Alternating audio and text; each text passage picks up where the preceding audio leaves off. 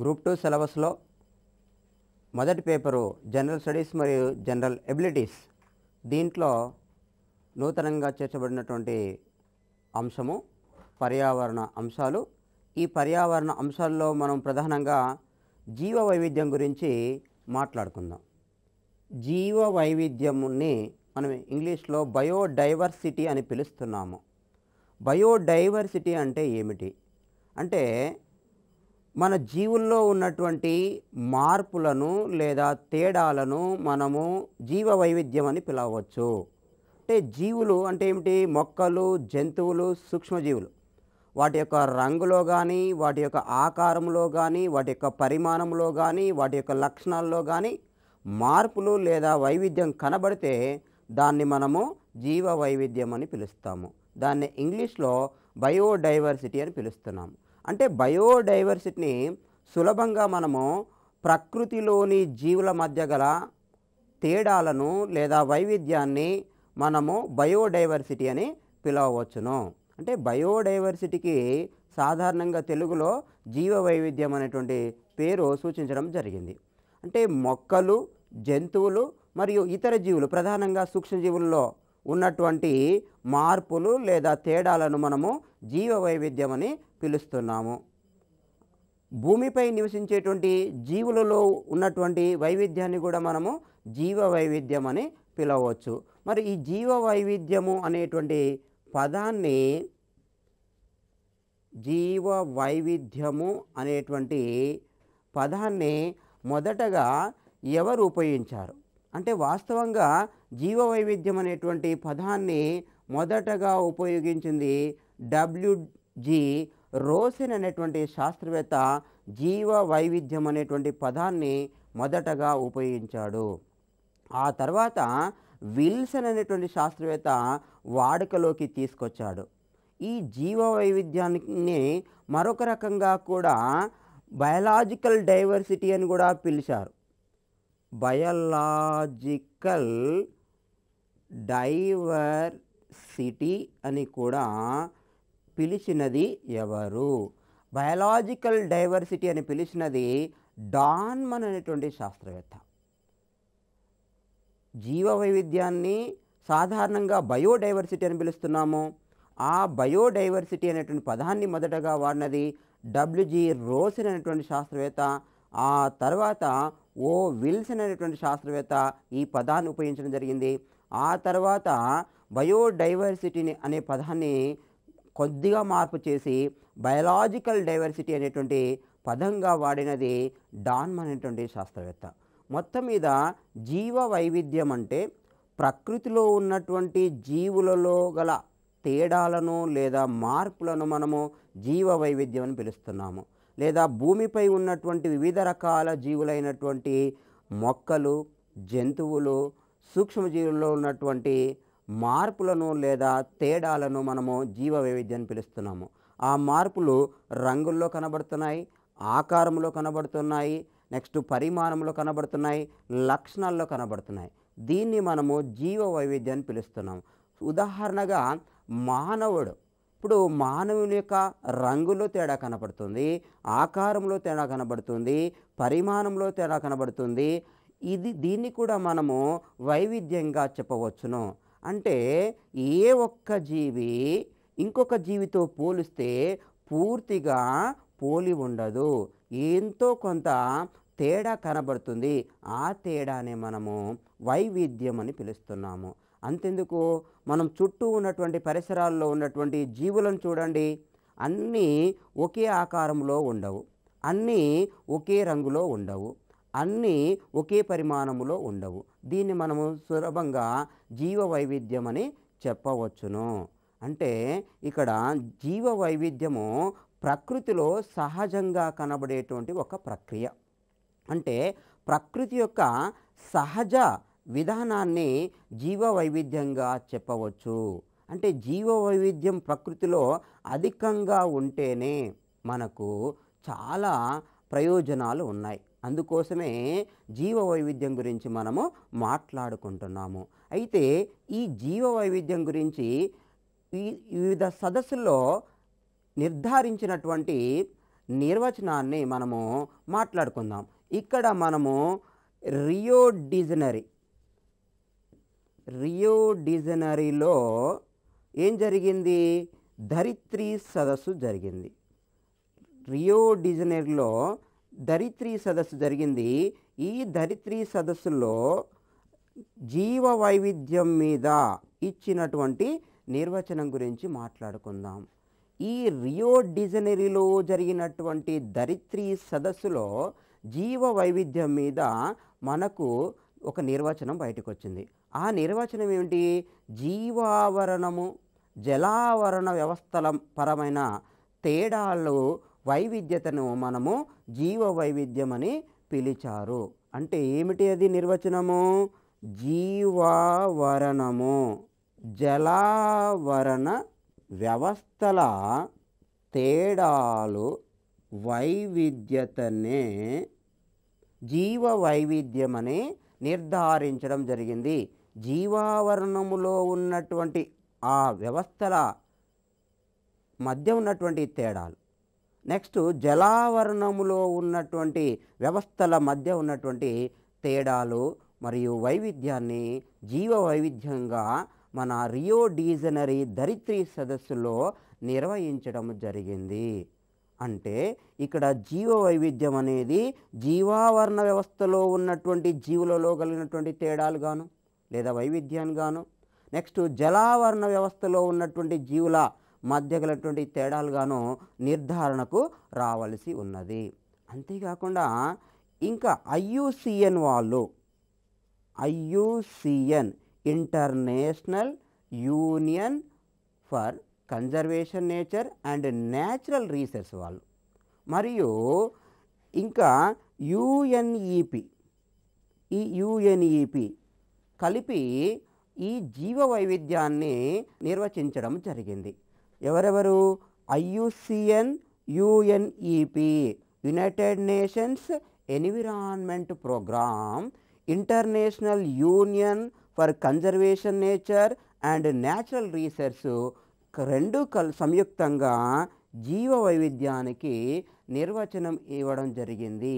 ఏమిటి ఆ నిర్వచనము? ఒక భౌగోళిక ప్రాంతంలోని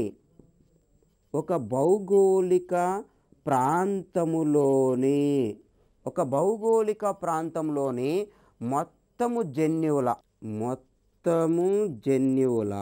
మరియు జాతుల జీవావరణ సముదాయాలనే జీవ వైవిధ్యంగా పరిగణించడం జరిగింది. ఏమని IUCN, UNEP వారు జీవ వైవిధ్యం యొక్క నిర్వచనాన్ని నిర్ధారించారు? ఒక భౌగోళిక ప్రాంతములోని మొత్తము జన్యువుల జాతుల జీవావరణ సముదాయాలనే లేదా జీవావరణ వ్యవస్థల, ఇంకా ఒక మాటలో చెప్పాలంటే జీవావరణ వ్యవస్థల సముదాయాన్ని వాళ్ళు జీవ వైవిధ్యముగా నిర్ధారించడం జరిగింది. అంటే ఒక భౌగోళిక ప్రాంతములో ఉన్నటువంటి జీవులలో ఉన్నటువంటి జన్యువుల మొత్తాన్ని, అంతేకాకుండా జాతులలో ఉన్నటువంటి మరి ఆ జాతులలో ఉన్నటువంటి జన్యువుల మొత్తాన్ని, నెక్స్ట్ ఆ తర్వాత జీవావరణంలో ఉన్నటువంటి ఆ వ్యవస్థల సముదాయాల్ని కలిపి వాళ్ళు జీవ వైవిధ్యంగా నిర్ధారించడం జరిగింది. ఇది ఏం కనబడుతుంది అంటే ఒక భౌగోళిక ప్రాంతం అంటే ఒక నిర్దిష్టమైనటువంటి ప్రాంతము, ఆ నిర్దిష్టమైనటువంటి ప్రాంతములో ఉన్నటువంటి జాతుల జన్యువుల మొత్తాన్ని, అంటే ఆ జన్యువుల మొత్తంలో ఏమిటి? ఆ ఆకారములో వైవిధ్యం కనబడవచ్చు, రంగులలో వైవిధ్యం కనబడవచ్చు, నిర్మాణములో వైవిధ్యం కనబడవచ్చు. కాబట్టి జన్యువుల సంఖ్యలో వైవిధ్యం కనబడవచ్చు.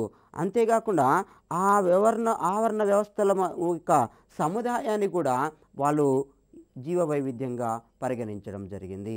అయితే ఇప్పటి వరకు మరి ఎన్ని రకాల జీవజాతులను గుర్తించారు అంటే ప్రపంచం మొత్తం మీద ఎన్ని రకాల జీవజాతులు ఉన్నాయి మనకు అంటే సాధారణంగా ఇప్పటి వరకు గుర్తించినటువంటి జీవజాతుల సంఖ్యను మనము 1.7 నుండి 1.8 మిలియన్లుగా చెబుతాము.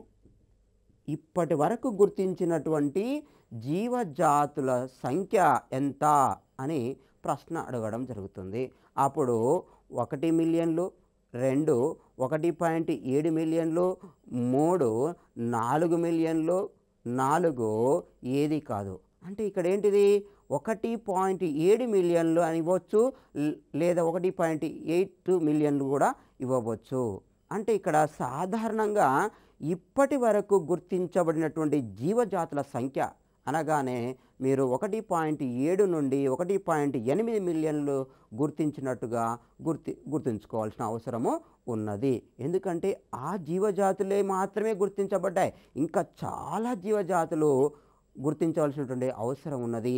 అందుకోసమే ఈ జీవ వైవిధ్యం గురించి మనము మాట్లాడుకుంటున్నాము. ఓకే, ఇప్పుడు 1.7 నుంచి 1.8 మిలియన్లు గుర్తించబడ్డాయి అనుకుంటున్నాము. ఏమిటి మరి ఆ 1.8 మిలియన్లకు సంబంధించినట్టు లేదా 1.7 మిలియన్లకు సంబంధించినటువంటి డాటా అంటే ఇక్కడ మనకి గ్లోబల్ ఎన్విరాన్మెంట్ రిపోర్టు ప్రకారము, గ్లోబల్ ఎన్విరాన్మెంటు రిపోర్ట్ ప్రకారము 2003, అంటే ఈ రిపోర్ట్ ఎప్పుడు వచ్చింది? గ్లోబల్ ఎన్విరాన్మెంటు రిపోర్ట్ అనేది 2003లో రావడం జరిగింది.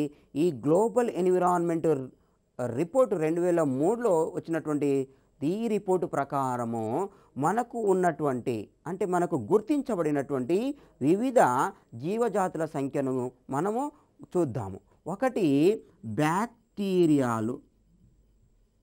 ఈ బ్యాక్టీరియాలు ఎన్ని గుర్తించబడ్డాయి అంటే 4000 గుర్తించబడ్డాయి. బ్యాక్టీరియాలో గుర్తించబడినటువంటి జీవజాతుల సంఖ్య ఎంత అంటే 4000. ఒక్క బ్యాక్టీరియాలోనే 4000 జాతుల సంఖ్య గుర్తించబడింది. ఆ తర్వాత ప్రోటిస్టా చూద్దాం.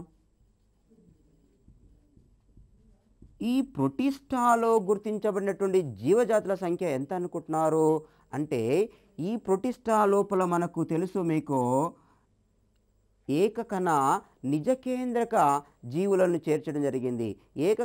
ఏకకణ నిజకేంద్రక జీవుల్లో మనకి ప్రధానంగా శైవలాలు ఉన్నాయి, ప్రోటోజోన్లు కూడా ఉండడం జరిగింది ఈ ప్రోటిస్టా లోపల. ఇందులో గుర్తించబడినటువంటి జీవజాతుల సంఖ్య 80,000.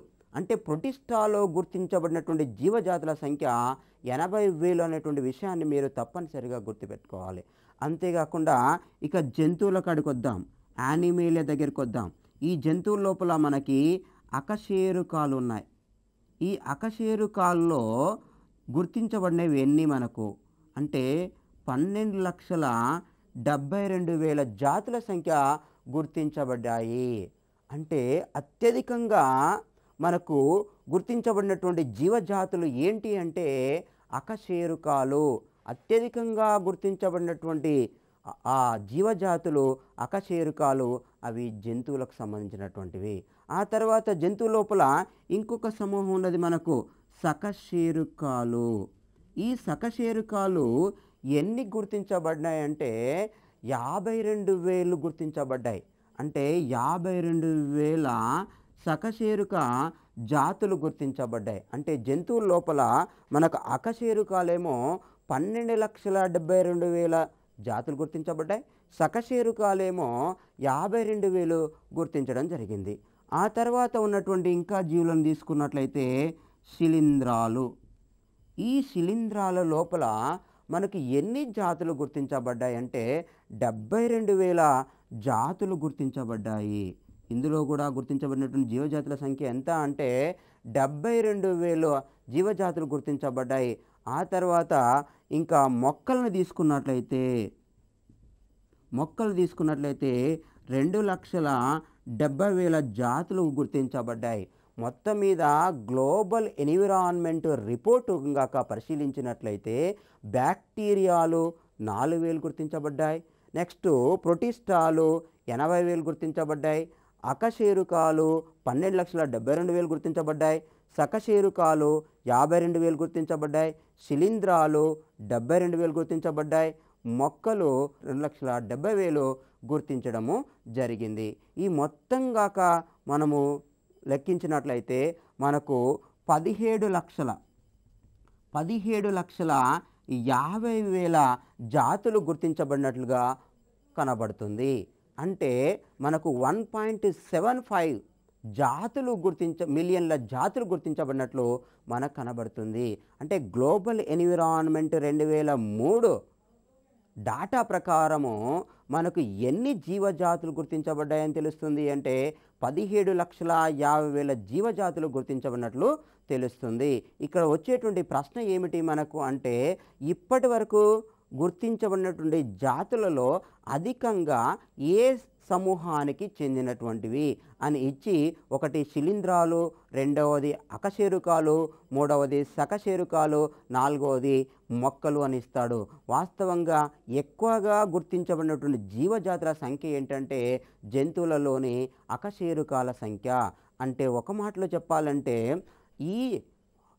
మనకు ఈ లైఫ్ ఫామ్స్లో అంటే జీవజాతుల లోపల ప్రధానంగా జంతువులు అధికంగా గుర్తించబడ్డాయి. అందులోపల అకశేరుకాలు ఎక్కువగా గుర్తించబడ్డాయి. అకశేరుకాలు ఎక్కువగా గుర్తించబడేటువంటి విషయాన్ని మీరు ఇక్కడ తప్పనిసరిగా గుర్తించుకోవాల్సిన అవసరం ఉంది.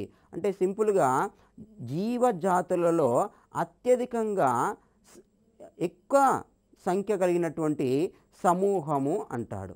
అంటే జీవజాతులలో ఎక్కువ సంఖ్యలో జీవులు కలిగినటువంటి సమూహం అన్నా కూడా మీరు అకశేరుకాలు అనేటువంటి విషయాన్ని గుర్తుంచుకోవాలి. ఇది గ్లోబల్ ఎన్విరాన్మెంట్ రిపోర్ట్ 2003 వివరణ. ఆ తర్వాత జీవ వైవిధ్యానికి సంబంధించినటువంటి రకాలు. మరి ఈ బయోడైవర్సిటీలో ఎన్ని రకాలు కలవు? జీవ వైవిధ్య రకాలు. ఈ జీవ వైవిధ్యంలో ఎన్ని రకాలు కలవు? సాధారణంగా జీవ వైవిధ్యాన్ని 3 రకాలుగా విభజించుకుంటాము. ఒకటి ఆల్ఫా వైవిధ్యత, 2 బీటా వైవిధ్యత, 3 గామా వైవిధ్యత. అంటే జీవ వైవిధ్యంలో మనకు ఎన్ని రకాలు ఉన్నాయి? 3 రకాలు కనబడుతున్నాయి.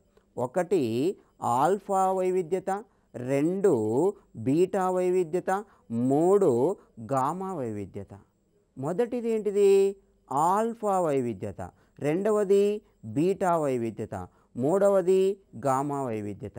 మరి ఆల్ఫా వైవిధ్యత అంటే ఏమిటి? అంటే ఈ వైవిధ్యం ఎక్కడ కనపడుతుంది? ఆవరణ వ్యవస్థలో. ఈ ఆవరణ వ్యవస్థలో ఉన్నటువంటి వైవిధ్యతను తెలియజేస్తున్నాయి.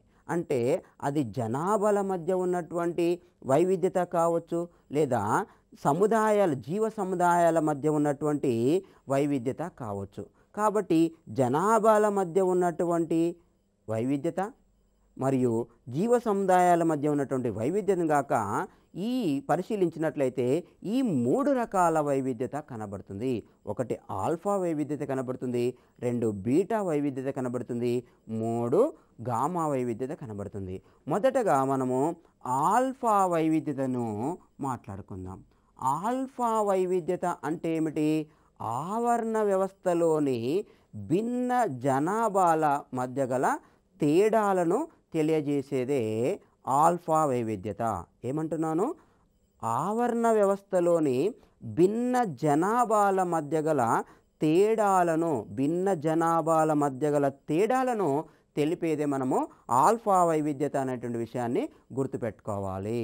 కాబట్టి భిన్న జనాభాలు అంటే జనాభాలు భిన్నంగా ఉన్నాయి, అంటే వాటిలో మధ్య ఉన్నటువంటి తేడాలు, ఆ జనాభాల మధ్య గల తేడాలను తెలిపేదే ఆల్ఫా వైవిధ్యత అనేటువంటి విషయాన్ని మీరు తప్పనిసరిగా గుర్తుంచుకోవాలి. నెక్స్ట్ రెండవది బీటా వైవిధ్యత. రెండవది ఏంటిది? బీటా వైవిధ్యత. మరి బీటా వైవిధ్యత అంటే ఏంటిది? భిన్న జీవ సముదాయాల మధ్య గల వైవిధ్యతను తెలియజేసేది. అంటే భిన్న జీవ సముదాయాలు, అక్కడ జనాభాలు, ఇక్కడ సముదాయాలు, అంటే భిన్న జీవ సముదాయాల మధ్య గల తేడాలను తెలియజేసేటువంటిది ఏంటిదంటే బీటా వైవిధ్యత. మరి మూడవది ఏమిటి? గామా వైవిధ్యత. ఈ గామా వైవిధ్యత ఏం చెప్తుంది? భిన్న జనాభాలు భిన్న జీవ సముదాయాల యొక్క ఆవాసాల సంఖ్యను మాత్రమే తెలియజేస్తుంది. అంటే భిన్న జనాభాలు భిన్న జీవ సముదాయాల ఆవాసాల సంఖ్యను తెలియచేసినదే గామా వైవిధ్యత.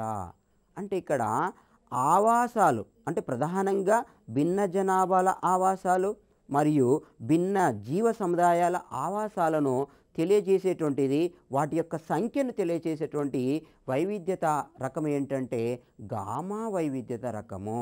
ఇక్కడ ప్రశ్న వస్తుంది, ఏం ప్రశ్న వస్తుంది అంటే భిన్న జీవ సముదాయాల ఆవాసాల సంఖ్యను మరియు భిన్న జనాభాల ఆవాసాల సంఖ్యను తెలిపేటువంటి జీవ వైవిధ్యము అని ఇచ్చి 4 ఆప్షన్లు ఇస్తాడు.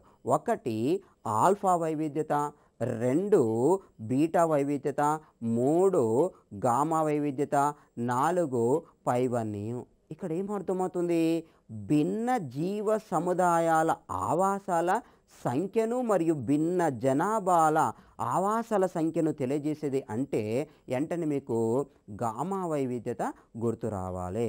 కాబట్టి ఇక్కడ ఆల్ఫా వైవిధ్యత, బీటా వైవిధ్యత, గామా వైవిధ్యత గురించి మనము మాట్లాడుకోవడము జరిగింది. ఇది మనకు అవసరమైనటువంటి విషయము. నెక్స్ట్ ఇక్కడ జీవ వైవిధ్యానికి సంబంధించినటువంటి విషయంలో మనం ప్రధానంగా ప్రాధాన్యత గురించి మాట్లాడుకుందాం. అంటే జీవ వైవిధ్యం యొక్క ప్రాధాన్యం ఏమిటి అంటే జీవ వైవిధ్యం వలన మనకి అనేక ప్రయోజనాలు ఉన్నాయి. ఒకటి తీసుకున్నట్లయితే జీవ వైవిధ్యం అధికంగా ఉన్నదనుకోండి, మనకు ఎక్కువగా ఉత్పత్తులు వస్తాయి. అంతేకాకుండా మనకు కావలసినటువంటి ప్రయోజనాలు కలుగుతాయి. ఏమిటది? ఇంధనం యొక్క ఉత్పత్తి కావచ్చు, ఆహార పదార్థాల ఉత్పత్తి కావచ్చు, సరుకుల ఉత్పత్తి కావచ్చు, కలప ఉత్పత్తి కావచ్చు, ఇంకా ఇతర రకాల ఆవరణ వ్యవస్థల్లో ఉన్నటువంటి సేవల్ని ఒక రకంగా చెప్పాలంటే వైవిధ్యత మీదనే ఆధారపడి ఉన్నట్లుగా మనం పరిగణించాలి. కాబట్టి ఇక్కడ జీవ వైవిధ్యము లేకపోతే మానవ మనుగడకే ప్రమాదము వచ్చేటువంటి అవకాశం ఉన్నది. అంటే జీవ వైవిధ్యం అధికంగా ఉన్నదనుకోండి, అప్పుడు ఆ ప్రకృతి అంతా సమతుల్యంగా ఉంటుంది. అంటే జీవ వైవిధ్యం అధికంగా ఉన్న చోట ప్రయోజనాలు, లాభాలు అధికంగా ఉంటాయి. ప్రకృతి సమతుల్యత ఎక్కువగా ఉండడానికి అవకాశం ఉంటుంది. అప్పుడు ఏమవుతుంది అంటే ఆ ఎకలాజికల్ బ్యాలెన్స్ వల్ల ఆ జీవుల మనుగడ ఎక్కువ కాలం ఉండటానికి అవకాశం ఉంటుంది. Okay, right. ఇక్కడ మనము జీవ వైవిధ్యం యొక్క ప్రయోజనాన్ని గాక మాట్లాడుకుందాం. ఏమవుతుంది? ఒకవేళ ఒక ప్రాంతంలో ఒకే రకమైనటువంటి జీవులు అధికంగా ఉన్నాయనుకోండి, అప్పుడు ఏమవుతాయి? ఇతర జీవులన్నీ చనిపోతాయి. ఇతర జీవులన్నీ ఏదో ఒక రకంగా, అంటే ఉదాహరణగా మనకు ఒక కలుపు మొక్క గురించి మాట్లాడుకుందాం. పార్థీనియం ఇస్టిరోపోరస్ అనేటువంటి ఒక కలుపు మొక్క ప్రపంచవ్యాప్తంగా విస్తరించి ఉంది. ఇప్పుడు అది ఈ వ్యాప్తంగా విస్తరించినటువంటి ఈ ఒక్క ప్రమాదకరమైనటువంటి కలుపు మొక్క వల్ల ఇతర జీవజాతులన్నీ నశించిపోతున్నాయి. దాని ద్వారా ఏమవుతుంది? ఆ కలుపు మొక్క వల్ల ఇతర జీవజాతులకు అనర్థాలు ఎక్కువగా ఎదురవుతున్నాయి. అంటే ఏదో ఒక జీవజాతి అధికంగా ఉన్నప్పుడు మిగిలిన జీవులు ప్రభావానికి లోనయ్యి అక్కడ వైవిధ్యత దెబ్బతినడం వల్ల జీవులకు నష్టం కలుగుతుందనే విషయాన్ని మనము గుర్తుంచుకోవాలి. కాబట్టి జీవ వైవిధ్యత అనేది మనకు ప్రకృతిలో ఉన్నటువంటి సమతుల్యతకు మూలంగా గుర్తించాలి. ఓకే, మరి జీవ వైవిధ్యాన్ని ఎలా అంచనా వేయవచ్చు అంటే ఒక చిన్న ప్రాంతాన్ని తీసుకున్నప్పుడు మనకు కొన్ని రకాల జీవులు మాత్రమే కనబడతాయి. ఒకవేళ ఎక్కువ ప్రదేశాన్ని తీసుకున్నాం అనుకోండి, భౌగోళిక ప్రదేశం ఎక్కువగా విస్తరించి ఉన్నటువంటి ప్రదేశం తీసుకున్నాం అనుకోండి, అప్పుడు అక్కడ ఉన్నటువంటి జీవుల సంఖ్య క్రమంగా పెరుగుతుంది. అంటే ఒక ప్రాంత వైశాల్యం పెరుగుతూ ఉంటే జీవ వైవిధ్యం కూడా పెరుగుతూ ఉంది.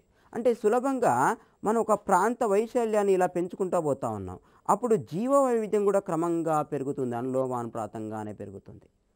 కాబట్టి ప్రాంత వైశాల్యం యొక్క అధ్యయనం పెంచుతూ ఉన్నప్పుడు జీవ వైవిధ్యం కూడా పెరుగుతూనే ఉంటుంది. అదేగా ప్రాంత వైశాల్యాన్ని దూరం నుంచి దగ్గరకు తీసుకుంటూ వచ్చినాము. దూరం నుంచి దగ్గరికి తీసుకుంటూ వచ్చినప్పుడు జీవ వైవిధ్యత కూడా తక్కువనే కనబడుతుంది. అంటే ఒక ప్రాంతం తక్కువగా పరిశీలించినప్పుడు అందులో కొన్ని జీవులు మాత్రమే కనబడ్డాయి. ఎక్కువ విస్తీర్ణాన్ని తీసుకున్నప్పుడు అనేక రకాల జీవులు కనబడ్డాయి. అంటే అనేక రకాల జీవులు కనబడ్డాయి అంటే అర్థం ఏంటి? అంటే ఎక్కువ వైవిధ్యత కనబడుతుంది. అంటే ప్రాంత వైశాల్యం అధ్యయనం పెరిగే కొలది జీవ వైవిధ్యం పెరుగుతుంది. ప్రాంత వైశాల్యం యొక్క అధ్యయనం తగ్గే కొలది జీవ వైవిధ్యము తగ్గిందని చెప్పవచ్చును. కాబట్టి ఇక్కడ జీవ వైవిధ్యం అనేది అవసరం అవుతుంది. ఎందుకంటే ప్రకృతిలో మనకి వచ్చేటువంటి ప్రకృతి నుండి మనం పొందుతున్నటువంటి ప్రయోజనాలన్నింటికీ మూలమే జీవ వైవిధ్యం అని చెప్పాను. కాబట్టి జీవ వైవిధ్యం గురించినటువంటి అధ్యయనము లేదా దాని సంరక్షణకు సంబంధించినటువంటి బాధ్యత మనకు ఉన్నదనేటువంటి విషయాన్ని మనము గుర్తుంచుకోవాలి. ఓకే, అంటే ప్రకృతి సమతుల్యంగా ఉండాలి అంటే మనము జీవ వైవిధ్యాన్ని సంరక్షించాలి. ఓకే, జీవ వైవిధ్య సంరక్షణ కంటే ముందుగా ఇక జీవ వైవిధ్యము ఉన్నటువంటి మెగా దేశాలు ఏమున్నాయి అంటే మెగా బయోడైవర్సిటీ దేశాలు, మెగా బయోడైవర్సిటీ గల దేశాల గురించి మాట్లాడుకుందాం. మెగా బయోడైవర్సిటీ గల దేశాలు, మరి మెగా బయోడైవర్సిటీ ఉన్నటువంటి దేశాలు ఎన్ని గుర్తించబడ్డాయి అంటే 12 మెగా బయోడైవర్సిటీ దేశాలు ఉన్నాయి ప్రపంచవ్యాప్తంగా. అంటే జీవ వైవిధ్యం గురించి ఇప్పటిదాకా మాట్లాడుకున్నాం. మరి జీవ వైవిధ్యం ఎక్కువగా ఉన్న దేశాలు ఏమున్నాయి, జీవ వైవిధ్యం తక్కువగా ఉన్నటువంటి దేశాలు ఏమున్నాయో మనం ఒక్కసారి మాట్లాడుకుందాం. ఇక్కడ ప్రపంచవ్యాప్తంగా పరిశీలించినట్లయితే 12 దేశాలలో మనకు జీవ వైవిధ్యం అధికంగా ఉన్నట్లు కనబడుతుంది. అందులో మరి మనం లిస్టును గాక తీసుకున్నట్లయితే మనకి బయోడైవర్సిటీ అధికంగా ఉన్నటువంటి దేశాలు గాక తీసుకున్నట్లయితే 12 దేశాల్లో మనకి బయోడైవర్సిటీ అధికంగా ఉన్నట్లు కనబడుతుంది.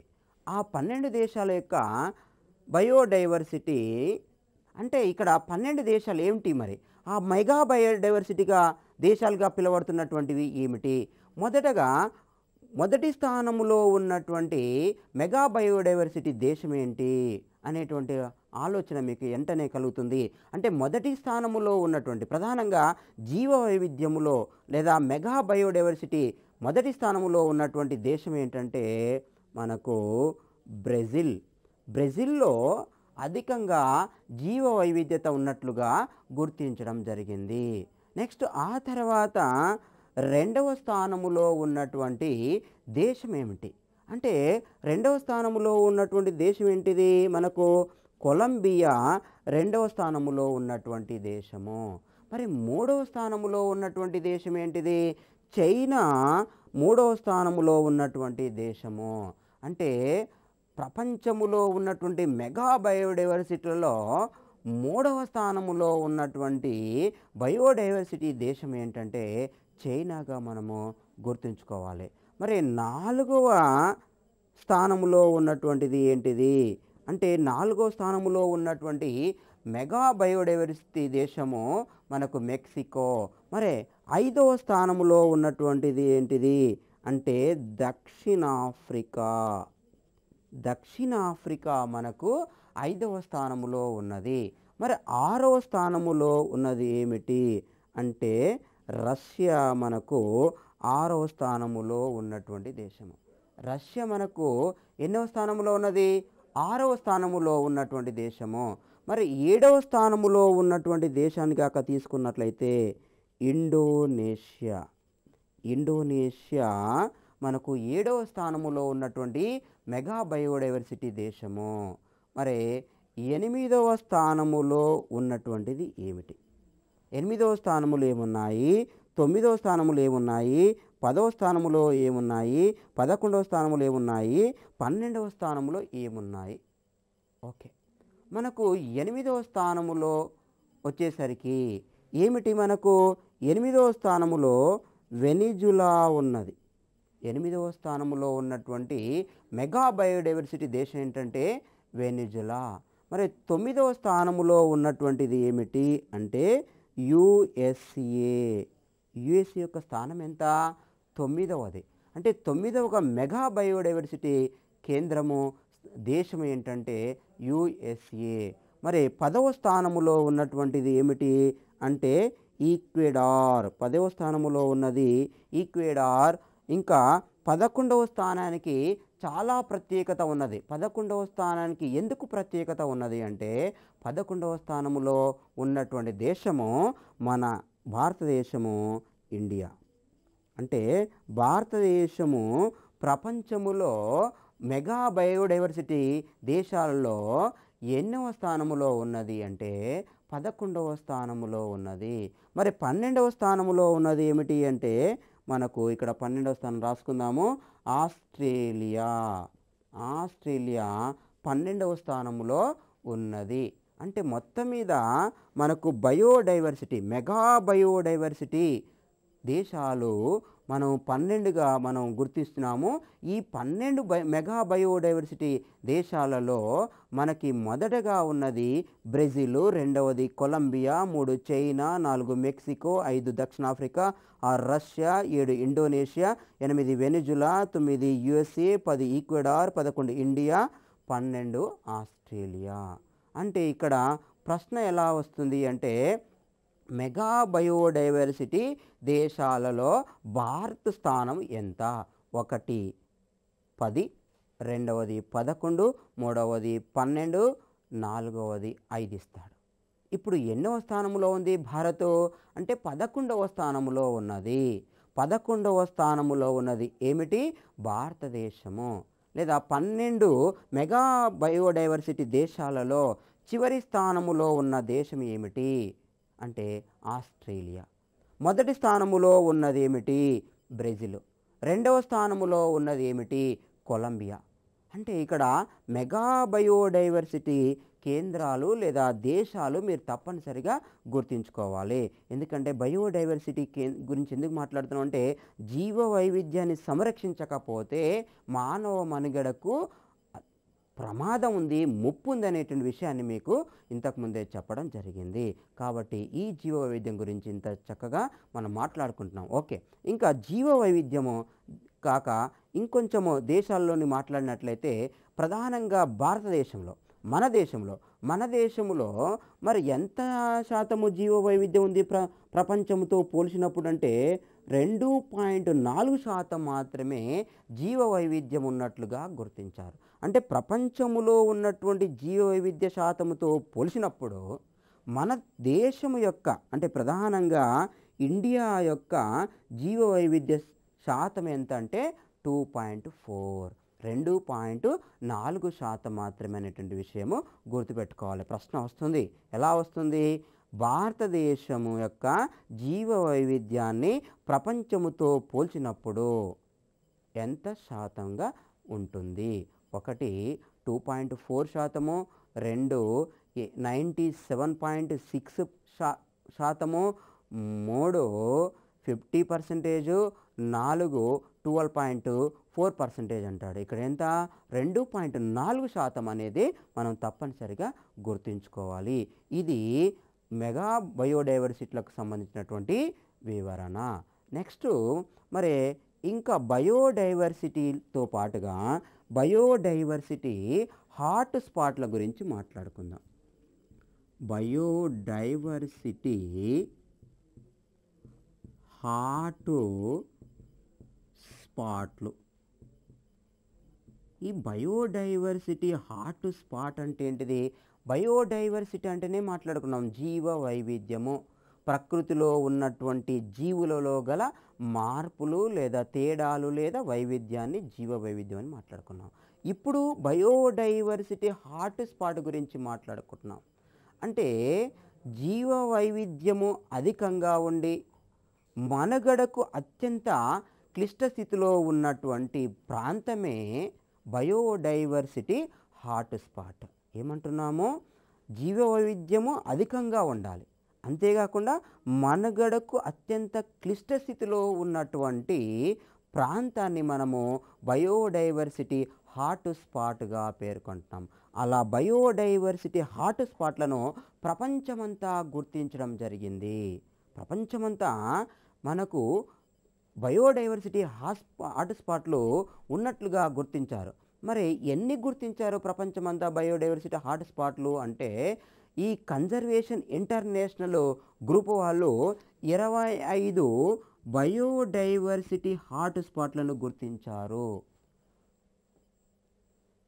కన్జర్వేషన్ ఇంటర్నేషనల్ గ్రూప్ వాళ్ళు 25 బయోడైవర్సిటీ హాట్స్పాట్లను గుర్తించారు. మరి బయోడైవర్సిటీ హాట్స్పాట్ అంటే ఏమనుకున్నాము? జీవ వైవిధ్యం అధికంగా ఉండి మనుగడకు క్లిష్ట స్థితిలో ఉన్నటువంటి ప్రాంతాన్ని మనము బయోడైవర్సిటీ హాట్స్పాట్ అనుకున్నాము. అయితే ఈ బయోడైవర్సిటీ హాట్స్పాట్లు ప్రపంచమంతా ఎన్ని ఉన్నాయి? 25 బయోడైవర్సిటీ హాట్స్పాట్లు ఉన్నాయి. అది ఎవరు గుర్తించారు? కన్జర్వేషనల్ ఇంటర్నేషనల్ గ్రూప్ వాళ్ళు వీటిని గుర్తించడం జరిగింది. ఓకే, ఈ బయోడైవర్సిటీ హాట్స్పాట్లకు వచ్చేసరికి మన దేశంలో ప్రధానంగా బయోడైవర్సిటీ హాట్స్పాట్లుగా పిలువబడుతున్నాయి ఏంటివంటే పశ్చిమ కనుమలు. ఈ పశ్చిమ కనుమలు బయోడైవర్సిటీ హాట్స్పాటు. అంతేకాకుండా ఇంకొక ప్రాంతము మనకు తెలిసిందే. ఏమిటా ఇంకొక ప్రాంతము అంటే తూర్పు హిమాలయాలు. తూర్పు హిమాలయాలు కూడా మనకు బయోడైవర్సిటీ హాట్స్పాటే. పశ్చిమ కనుమలు అంటే వెస్ట్రన్ ఘాట్ మీకు తెలుసు. పశ్చిమ కనుమలు అనగానే వెస్ట్రన్ ఘాట్స్ అంటే అందరికీ గుర్తొస్తుంది. ఓకే, వెస్ట్రన్ అంటే ఈస్టర్న్ ఘాట్స్ ఉన్నాయి, తూర్పు కనుమలు ఉన్నాయి. మనకు దక్షిణ భారతదేశంలో కిందికి చూసినట్లయితే ఒకవైపు తూర్పు కనుమలు, ఇంకోవైపు పశ్చిమ కనుమలు. ఈ పశ్చిమ కనుమల్లో ఉన్నటువంటి జీవ వైవిధ్యం అధికంగానే ఉంటుంది. అక్కడ ఉన్నటువంటి జీవులు క్లిష్టస్థితిలో ఉంటాయి, అంటే అంతరించిపోతుంటాయి. మళ్ళీ కొత్త జాతులు ఉత్పత్తి అవుతూనే అంటే ఇంకో జాతులు ఉత్పత్తి అవుతూనే ఉంటాయి. అందుకే దాన్ని మనము జీవ వైవిధ్య హాట్స్పాట్గా నిర్ధారించడం జరిగింది. అంతేకాకుండా తూర్పు హిమాలయాలు కూడా జీవ వైవిధ్య హాట్స్పాట్ అనగా మీకు తప్పనిసరిగా గుర్తుంచుకోవాల్సింది ఏంటంటే మన భారతదేశంలో జీవ వైవిధ్య హాట్స్పాట్లు అని తూర్పు హిమాలయాలు ఇస్తాడు, పశ్చిమ కనుమలు ఇస్తాడు, తూర్పు కనుమలు ఇస్తాడు. 4 ఆప్షన్ 1 మరియు 2 ఇస్తారు. అప్పుడు ఏమంటే వచ్చినాయింది 2 జీవ వైవిధ్య హాట్స్పాట్లు కవర్ అయినాయి కాబట్టి ఆన్సర్ అప్పుడు 4వ దాన్ని మీరు ఎంచుకోవాల్సిన అవసరము ఉంటుంది. కాబట్టి మన దేశంలో బయోడైవర్సిటీ హాట్స్పాట్లు ఏంటిది? తూర్పు హిమాలయాలు, పశ్చిమ కనుమలు అనే విషయాన్ని మీరు మర్చిపోకూడదు. ఆ తర్వాత మరి ఈ బయోడైవర్సిటీ హాట్స్పాట్ అనేటువంటి పదాన్ని ఎవరు పరిచయం చేశారు ఈ ప్రపంచానికి అంటే నార్మన్ మేయర్ అనేటువంటి శాస్త్రవేత్త. ఎవరైనా పరిచయం చేసింది నార్మన్ మేయర్ అనేటువంటి శాస్త్రవేత్త ఈ జీవ వైవిధ్య హాట్స్పాట్ అనేటువంటి పదాన్ని లేదా బయోడైవర్సిటీ హాట్స్పాట్ అనేటువంటి పదాన్ని పరిచయం చేయడం జరిగింది.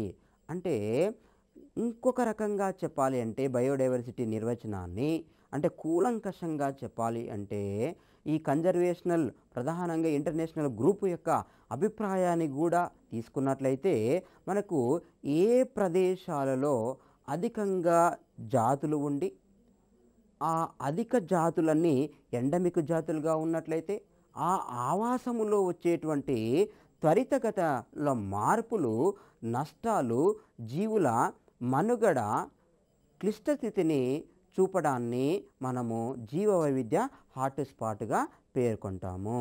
అంటే జీవ వైవిధ్య హాట్స్పాట్ని కొంచెం ఇంక విస్తృతంగా మాట్లాడుకున్నట్లయితే ఒక ప్రాంతములో ఉన్నటువంటి జీవులు అంటే అధికంగా జీవులు ఉండాలి. ఆ అధికంగా జీవులు క్లిష్ట స్థితిలో ఉండాలి. అవి ప్రధానంగా ఎండమిక్ జాతులై ఉండాలి. ఆ ఎండమిక్ జాతులు ఆ యొక్క ఆవాసములో వచ్చేటువంటి మార్పుల ఫలితంగా అవి నష్టాలను ఎదుర్కొంటాయి. ఆ నష్టాల వల్ల వాటికి మనుగడకే క్లిష్టస్థితి వస్తుంది.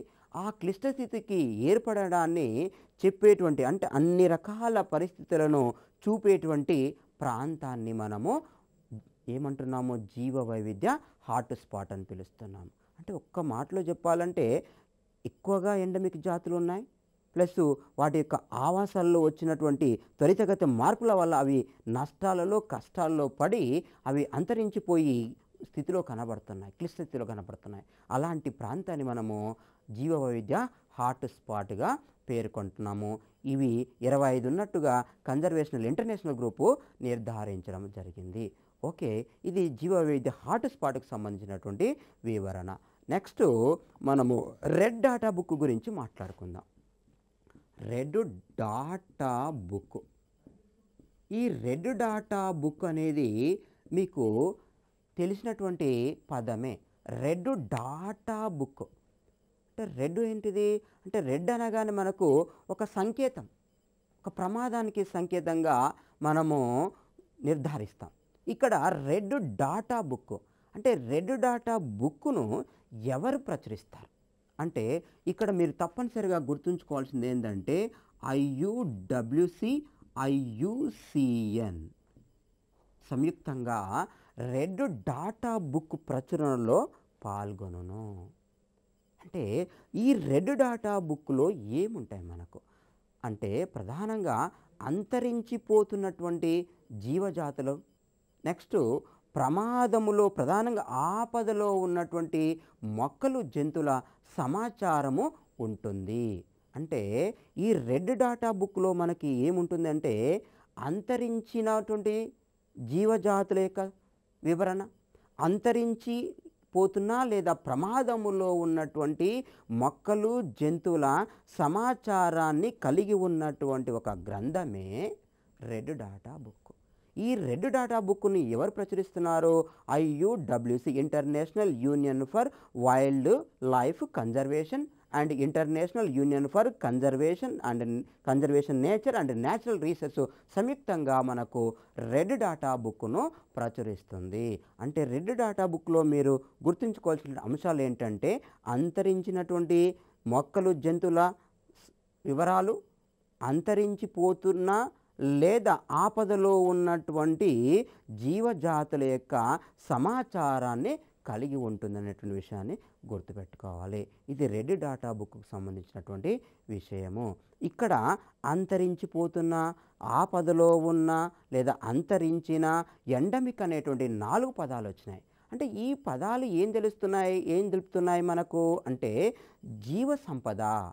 అంటే జీవ సంపద రోజు రోజుకి అంతరించేటువంటి పరిస్థితిలో ఉన్నది, లేదా కొంత జీవ సంపద అంతరించిపోయినది, ఇంకొంత జీవ సంపద అంతరించే ప్రమాదంలో ఉన్నది. కాబట్టి కొంత జీవ సంపద కొన్ని ప్రాంతాలకే పరిమితమైంది, అక్కడే అంతరించిపోవడానికి కూడా సిద్ధంగా ఉన్నది. కాబట్టి వీటిని సంరక్షించవలసిన బాధ్యత మనకు ఉన్నది. కాబట్టి ఇక్కడ మనము అంతరించే స్థితిలో ఉన్నటువంటి జీవజాతులను మనము 4 సమూహాలుగా విభజించుకొని మాట్లాడుకోవాలి. ఆ 4 సమూహాలు ఏమిటి? ఆ 4 సమూహాలు ఒకటి మనకి ఏంటంటే ఎక్స్టింక్టెడ్ స్పీసీస్, రెండవది వల్నరబుల్ స్పీసీస్, రెండవది ఏమంటున్నాను వల్నరబుల్ స్పీసీస్, మూడవది ఎండేంజర్డ్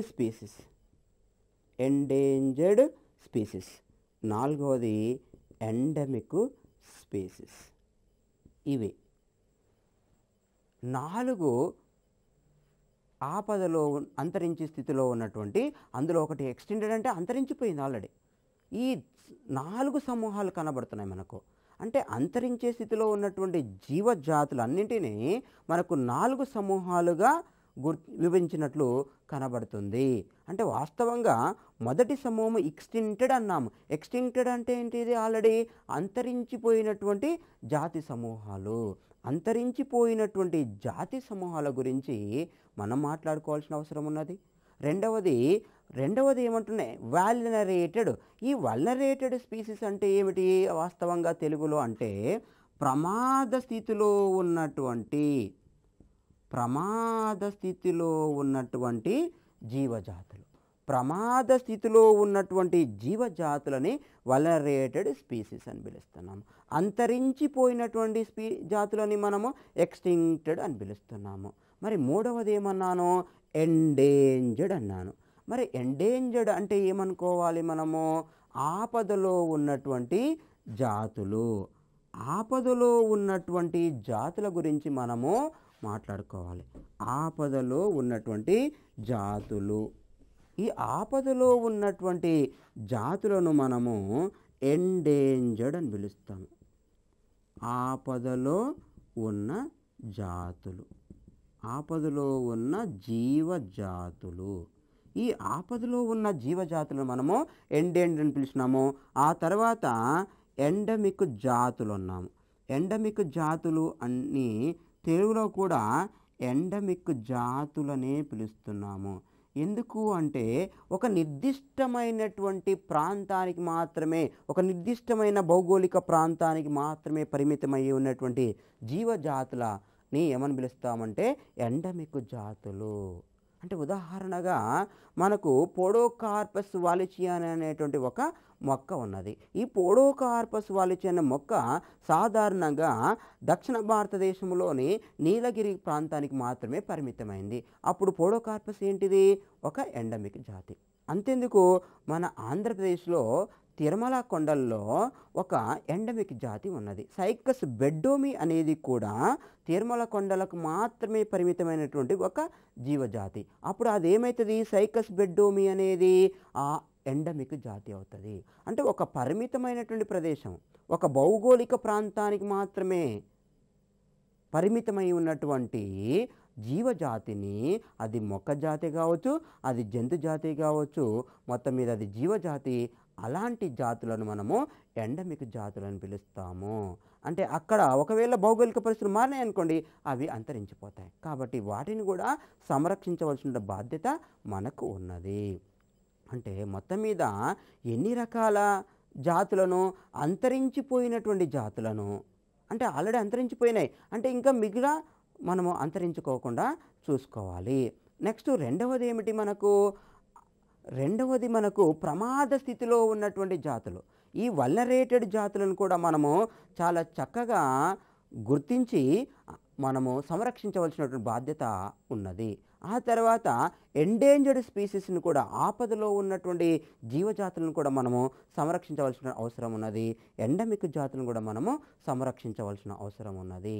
అంటే ఎందుకు వీటి గురించి మాట్లాడుకున్నామంటే, మనకు ఉపయోగపడేటువంటి జీవ ఆవరణ వ్యవస్థలో అవి జీవుల యొక్క మనుగడకు తోడ్పడేటువంటివి, వివిధ రకాల ఆర్థిక ప్రాముఖ్యత కలిగి ఉన్నటువంటివి, వివిధ రకాల లాభాలని జీవులకు అందించేటువంటివి, మానవ మనుగడకు తోడ్పడేటువంటివి, మానవ ప్రయోజనానికి తోడ్పడేటువంటివి ఉన్నాయి. కాబట్టి ఇక్కడ ప్రకృతి సమతుల్యకు తోడ్పడేటువంటివి ఉన్నాయి. కాబట్టి వీటి గురించి మనం మాట్లాడుకోవడం జరుగుతుంది. ఇంకొక మాటలో చెప్పాలంటే, ఈఓ విల్సన్ అనేటువంటి శాస్త్రవేత్త, ఈయన ఎవరైనా? ఈఓ విల్సన్ అనేటువంటి శాస్త్రవేత్త, ఈయన ఆవరణ శాస్త్రవేత్త, ఎకాలజిస్ట్. ఈ ఆవరణ శాస్త్రవేత్త మొత్తము ప్రపంచములో ఉన్నటువంటి జీవజాతుల యొక్క సంఖ్యను అధ్యయనం చేయడమే కాకుండా, ఆ జీవజాతుల విస్తరణ, అంతరించిపోయేటువంటి విధానాన్ని ఒక సుదీర్ఘ కాలం పాటు అధ్యయనం చేసి ఆయన ఒక నిర్ధారణకు రావడం జరిగింది. ఏం చెప్పాడు ఆయన? నిర్ధారణకు వచ్చిన తర్వాత ఏమి తన అభిప్రాయాన్ని వెలివిచ్చాడు అంటే, ఈఓ విల్సన్ అనేటువంటి శాస్త్రవేత్త ప్రపంచము మొత్తములో ఒక ఏడాదికి 10,000 జాతులు అంతరించిపోతున్నట్టు నిర్ధారించాడు. ఒక ఏడాది కంటే ఒక సంవత్సరానికి ప్రపంచం మొత్తము 10,000 జాతులు అంతరించిపోతున్నట్లుగా నిర్ధారించాడు. ఒక సంవత్సరానికి 10,000 జాతులు అంతరించిపోతున్నాయంటే మరి ఒక రోజుకి ఎన్ని జాతులు సుమారు అంటే 27 జాతులు ఒక రోజుకు అంతరించిపోతున్నట్లుగా నిర్ధారణకు వచ్చాడు. అంటే ఒక రోజుకి 27 జాతులు, ఒక సంవత్సరానికి 10,000 జాతులు అంతరించిపోతున్నట్లుగా ఈఓ విల్సన్ అనేటువంటి ఆవరణ శాస్త్రవేత్త నిర్ధారణకు లేదా తన అభిప్రాయానికి చెప్పడం జరిగింది. అంటే ఇక్కడ జీవజాతులు ఒక సంవత్సరం ఆగితే 10,000 జాతులు అంతరించిపోతాయి, ఒకరోజు ఆగితే 27 అంతరించిపోతాయి. ఈ రకంగా అంతరించిపోతుంటే, ఉపయోగకరమైనటువంటి జీవజాతులు అంతరించిపోతుంటే మానవ మనుగడకు కష్టమవుతుంది, మానవ జాతి కూడా అంతరించిపోతుంది. కాబట్టి ఇప్పుడు ఏమి కొత్త ఆలోచన వచ్చింది? సస్టైనబిలిటీ డెవలప్మెంట్ అంటే సమీకృత అభివృద్ధి. అంటే ఇక్కడ సస్టైనబిలిటీ డెవలప్మెంట్ అనేది తప్పనిసరిగా అవసరము. అంటే అభివృద్ధి అంటే నిరంతరంగా ఉండాలి కానీ కొంతకాలం మాత్రమే అభివృద్ధి జరిగి మిగిలిన జీవజాతులను అవసరమైన వాటిని మొత్తం వినియోగించుకొని ఇంకా తర్వాత తరాలకి అందించకుండా ఉన్నట్లయితే అది అభివృద్ధి అనబడదు. కాబట్టి శాస్త్ర సాంకేతిక రంగంలో వచ్చినటువంటి మార్పుల వలన లేదా పర్యావరణంలో వచ్చినటువంటి మార్పుల వలన మనము వివిధ రకాల అనర్థాలకు ఎదుర్కొనేటువంటి అవకాశం ఉన్నది. కాబట్టి ఇక్కడ జీవ వైవిధ్యం గురించి కూడా మాట్లాడుకోవడము అవసరమని గుర్తించాలి. కాబట్టి జీవ వైవిధ్యంలో ఈ 4 రకాల ప్రధానంగా అంతరించిపోయినటువంటి జాతులు, అంతరించిపోతున్నటువంటి జాతులు, నెక్స్ట్ ప్రమాదంలో ఉన్నటువంటి జాతులు, ఆపదలో ఉన్నటువంటి జాతులు, ఎండమిక్ జాతుల గురించి మనం మాట్లాడుకున్నాము. జీవ వైవిధ్యం గురించి మనము మళ్ళీ ఒక కూలంకషంగా మాట్లాడుకున్నట్లయితే జీవ వైవిధ్యం అంటే ఏమనుకున్నాము అంటే ప్రకృతిలో ఉన్నటువంటి జీవులలో గల మార్పులు లేదా తేడాలను రంగు కావచ్చు, ఆకారం కావచ్చు, పరిమాణం కావచ్చు, వాటి యొక్క సంఖ్య కావచ్చు, వాటి యొక్క లక్షణములో ఉన్నటువంటి తేడాను లేదా వైవిధ్యాన్ని మనం జీవ వైవిధ్యం అని నిర్ధారణకు వచ్చినాము. భూమి మీద ఉన్నటువంటి జీవుల యొక్క మధ్య ఉన్నటువంటి తేడాన్ని మనము జీవ వైవిధ్యం అని పిలిచినాము. ఇంకా రియో డిజనరీ సదస్సులో నిర్ధారించినటువంటి జీవ వైవిధ్య నిర్వచనం కూడా మాట్లాడుకున్నాము. జీవావరణము, జలావరణ వ్యవస్థల పరమైన తేడాలను లేదా వైవిధ్యతని జీవ వైవిధ్యమని ఆ రియో డిజనరీ ధరిత్రి సదస్సు నిర్ధారించినట్లుగా చెప్పుకున్నాము. అంతేకాకుండా IUCN అండ్ UNEP కూడా నిర్వచించినటువంటి నిర్వచనాన్ని కూడా మాట్లాడుకున్నాము. ఒక భౌగోళిక ప్రాంతంలోని మొత్తం జన్యువుల జాతుల జీవావరణ వ్యవస్థల సముదాయాన్ని మనము జీవ వైవిధ్యంగా నిర్ధారించుకోవడం జరిగిందని కూడా ఆ IUCN ద్వారా మనకు తెలిసింది. అంతేకాకుండా అందులో UNEP కూడా పాల్గొన్నట్లుగా మనం మాట్లాడుకున్నాం. మొత్తం మీద జీవ వైవిధ్యము అంటే ఒక జీవి మరొక జీవితో పోల్చినప్పుడు ఆకారములో కానీ, రంగులో కానీ, పరిమాణములో కానీ, లక్షణాల్లో కానీ ఒకే విధంగా ఉండదు. ఈ జీవి ఆ జీవి యొక్క లక్షణాన్ని స్పష్టంగా వ్యక్తపరుస్తుంది. ఇంకొక జీవితో పూర్తిగా పోలి ఉండదు అనే విషయాన్ని మనం గుర్తుపెట్టుకోవాలి. ఇలా ఉన్నట్లయితే ఏమవుతుంది, ఒక్కొక్క జీవి వలన ఒక్కొక్క ప్రయోజనం కలుగుతుంది, దాని యొక్క పాత్ర ప్రకృతిలో ఉన్నది అనే విషయము మనకు అర్థమవుతుంది. అంటే ఒక జీవి అంతరించిపోతే ఆ జీవి యొక్క బాధ్యతను ఇంకొక జీవి నిర్వర్తించదు అనేటువంటి విషయాన్ని ఇక్కడ మీరు జీవ వైవిధ్యంలో గుర్తుంచుకోవాలి. మరి జీవ వైవిధ్యానికి సంబంధించినటువంటి ప్రశ్న ఒక్కొక్కసారి క్లిష్టంగా కూడా అడుగుతాడు. జీవ వైవిధ్యము ఈ సంబంధించిన దాన్ని గుర్తించము. 1 జనాభాల మధ్య గల వైవిధ్యాలను తెలుపునది, జీవ సముదాయాల మధ్య గల తేడాలను తెలుపునది, జీవ సముదాయాల ఆవాసాల సంఖ్యలో గల తేడాలను, జనాభాల యొక్క సంఖ్యలో మరియు జనాభాల యొక్క ఆవాసాల యొక్క సంఖ్యలను తెలుపునది అని ఇచ్చి 4 పైవన్నీ ఇస్తాడు. కాబట్టి ఇవన్నీ జీవ వైవిధ్యానికి సంబంధించినటువంటి నిర్వచనాలే కనబడుతున్నాయి. అందులో ఆల్ఫా వైవిధ్యతను కవర్ చేశాము, బీటా వైవిధ్యతను కవర్ చేశాము, గామా వైవిధ్యతను కవర్ చేశాము. అందుకే అభ్యర్థులు ప్రధానంగా గ్రూప్ 2కు ప్రిపేర్ అవుతున్నటువంటి అభ్యర్థులు జీవ వైవిధ్యం అనేది కొంచెము విశాలంగా ఉన్నది అనేటువంటి ఆలోచనను మర్చి ఇందులో జీవ వైవిధ్యానికి మనకు పోటీ పరీక్షకు అంటే ఈ గ్రూప్ 2కు సంబంధించినటువంటి అంశం ఏమున్నది, అందులో జీవ వైవిధ్యం యొక్క ప్రాధాన్యత ఏమిటి, జీవ వైవిధ్యం సంరక్షణ ఏమిటి, రెడ్ డాటా బుక్ అంటే ఏమిటి, జీవ వైవిధ్య హాట్ స్పాట్ అంటే ఏమిటి, జీవ వైవిధ్యం అంటే ఏమిటి అనేటువంటి అంతేకాకుండా మెగా బయోడైవర్సిటీ దేశాలు తప్పనిసరిగా వెంటనే 1 నుంచి 12 అడిగితే వెంటనే మీరు చెప్పేయాల్సాలి. కాబట్టి 1 అనగానే బ్రెజిల్ గుర్తు రావాలి, 12 అనగానే మనకు ఆస్ట్రేలియా గుర్తు రావాలి, 11 అనగానే మనకు ఇండియా గుర్తు రావాలి. మరి 10వది అనగానే ఏం గుర్తు వస్తుంది మీకు? అబ్బా 10వది ఏమో ఉంది అనేటువంటి సందిగ్ధంలో పడకూడదు. ఎమ్మటే ఒక లిస్ట్ అవుట్ చేసుకొని ఒక చిన్న కోడ్ రూపంలో కూడా మనం తయారు చేసుకున్నట్లయితే 10వది ఈక్వడార్ అనేటువంటి విషయాన్ని కూడా మనము గుర్తించవచ్చును. 9వది USA అని కూడా గుర్తించవచ్చును. కాబట్టి జీవ వైవిధ్య హాట్ స్పాట్లు, రెడ్ డాటా బుక్లో ఉన్నటువంటి సమాచారము, రెడ్ డాటా బుక్ ఎవరు ప్రచురిస్తున్నారు, తర్వాత మనకు ఈ హాట్ స్పాట్ల సంఖ్య కన్జర్వేషనల్ ఇంటర్నేషనల్ గ్రూపు ఎన్ని గుర్తించింది, తర్వాత గ్లోబల్ ఎన్విరాన్మెంట్ 2003 ప్రకారము ఎన్ని జీవజాతులు గుర్తించబడ్డాయి, అంతేకాకుండా ఈ ఈఓ విల్సను ఈ జీవ వైవిధ్యం యొక్క అంతరించిపోతున్న విధానాన్ని గురించి ఏం వ్యాఖ్యానించాడు, ఈ బయోలాజికల్ డైవర్సిటీ, బయోడైవర్సిటీ అనేటువంటి పదాన్ని ఎవరు ప్రతిపాదించారనే విషయాన్ని కూడా మీరు గుర్తుంచుకోవాలి. అలా గుర్తుంచుకున్నప్పుడే మనకు స్కోర్ చేయడానికి అవకాశం ఉంటుంది.